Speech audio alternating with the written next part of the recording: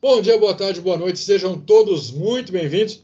Rodrigo, eu estou aqui com o João Vitor Santiago, para a gente continuar essa revisita mais que especial na carreira do grande Bruce Willis. Se você caiu de paraquedas nesse vídeo e não sabe do que nós estamos falando, nós estamos fazendo um resgate minucioso, uma peneira bem fina, de filmes muito bons do Bruce Willis, que fogem do estereótipo da maioria dos filmes do Bruce Willis, onde ele é vendido como brucutu, Superman de filme de ação. Ele tem muita coisa boa, ele tem outras facetas, ele é um grande ator, é uma grande perda realmente para a gente que gosta de boas histórias, para a gente que gosta de bons filmes. Tomara que ele se recupere, ou então que ele continue vivendo com dignidade e feliz do jeito dele, como a doença permitir.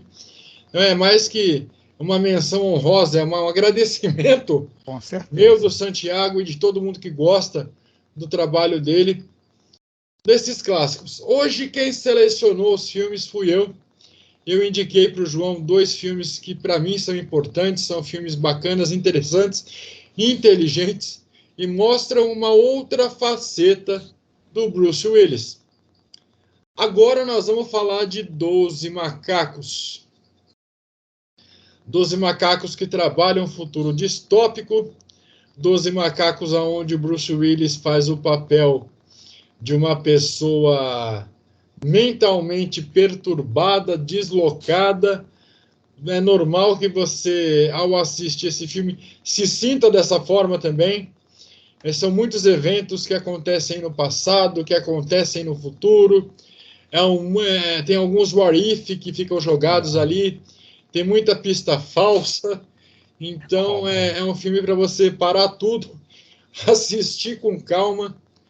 Todas as respostas são dadas, você não vai ficar com essa interrogação gigante, porque na época que esse filme foi feito, não se deixava muita ponta aberta, não se tinha essa visão cinematográfica de que os Radcliffes em aberto podem gerar novas sequências e tudo mais. Então você tem uma história fechada. O ritmo é um pouco frenético, porque tem muita coisa para contar em um curto período de tempo. Mas primeiro, antes de dividir com vocês como foi para mim revisitar esse filme, eu já assisti ele algumas vezes, eu quero saber do nosso amigo João Vitor Santiago como foi para ele revisitar os 12 Macacos. Olha, foi assim, ele é um filme bom, bem inteligente, mas assim, que ele infelizmente ele teve um marketing muito errado e até de certa forma começar pela presença do Bruce Willis, que a gente tem aquela, porque ele faz o James Cole, que é um prisioneiro do futuro, que ele primeiro é mandado, porque nesse futuro, em 2035, a Terra ela foi dizimada a humanidade foi dizimada por um vírus, e agora as superfícies elas são dominadas pelos animais.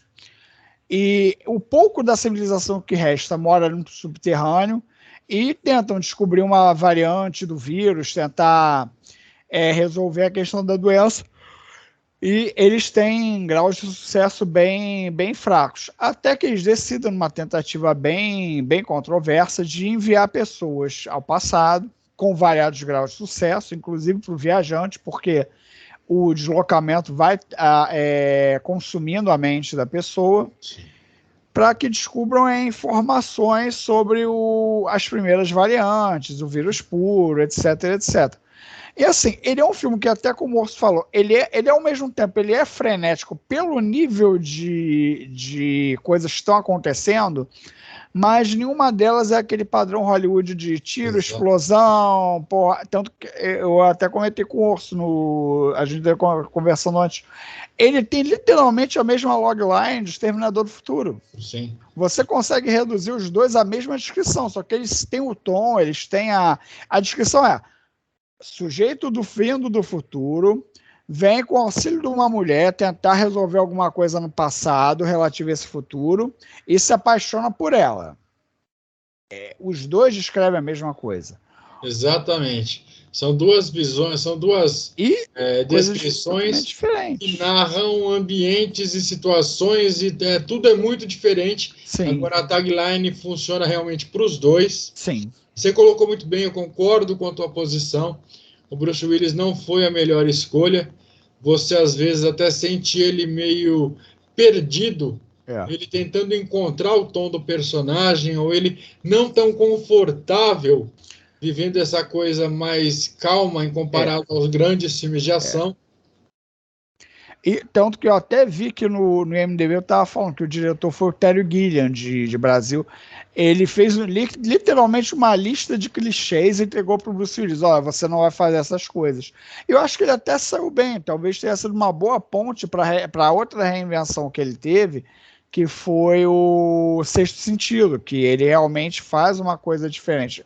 Que é uma coisa que eu gosto muito do Bruce Willis, que ele conseguiu se reinventar várias vezes. Ele teve várias construções e reconstruções. E assim, é que você vende o filme, talvez você chama um público ali que não vai gostar, que não está preparado para esse filme, que é um filme mais... Você não... O inimigo, você não tem um inimigo corporificado como o Exterminador do Futuro. Sim. Você tem um inimigo que é a situação, que é o vírus, que é as pessoas... É todo um ambiente que é o seu inimigo. Você não tem um rosto, você não tem uma cara. Exatamente. E quanto mais ele pesquisa, quanto mais ele se aprofunda, exatamente, mais enrolado ele se sente. Sim. As respostas que deveriam solucionar a trama te trazem mais perguntas. Sim. E às vezes quando ele acha assim, naquela hora que ele resolveu tudo, naquela hora que a mulher manda um trote, que ela manda o negócio, ela acha que ela foi ligar porque ele tinha, quando ele voltou do futuro, fizeram ele decorar um número de telefone que era uma secretária eletrônica, que as pessoas do futuro tinham pego a fita e conseguiam ouvir essa fita. Era uma forma de mandar como se fosse uma mensagem na garrafa para o futuro. Uhum. E ela liga para ela, era uma empresa de limpar tapete. Ela vai falando e manda uma mensagem como se fosse uma piada. E justamente a mensagem que impeliu ia vir para o futuro, para o passado, exatamente.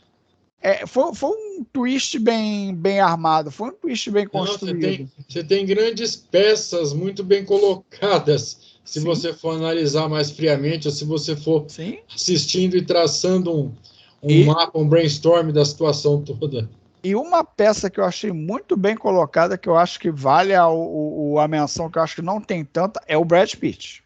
Sim. Porque ele dá um show, e assim, a gente tem aquela imagem do Brad Pitt como galã, assim, cara. Ele faz um negócio com um olho, que eu não sei o que é, o olho fica mais esbugalhado que o outro. O Brad Pitt é outro, né? Que ele era o galã, ele era o bonitão. Sim. Ele, nesse filme, subverteu todas as expectativas. Sim, e entregou, talvez, o que viria a ser o cerne do Clube da Luta. Sim, verdade. Aquele cara anárquico.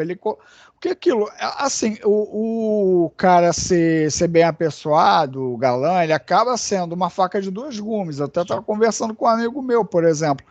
O Titanic, de uma certa forma, quase afundou a carreira do DiCaprio, porque pegou, ele botou naquele... o Pattinson também.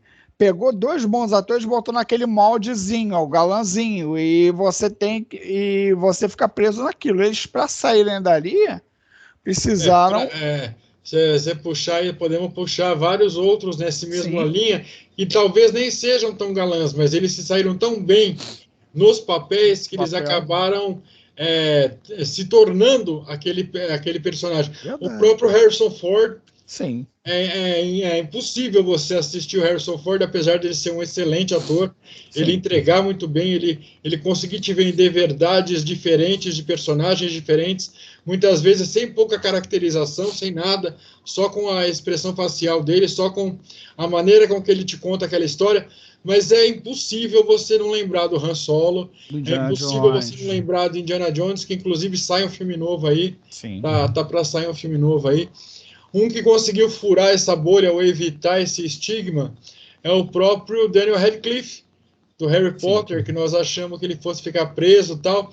Ele conseguiu de forma inteligente furar essa bolha, ele tem uma série de bons filmes, alguns nem tanto, mas ele consegue entregar personagens muito diferentes, então você consegue desassociar a imagem dele.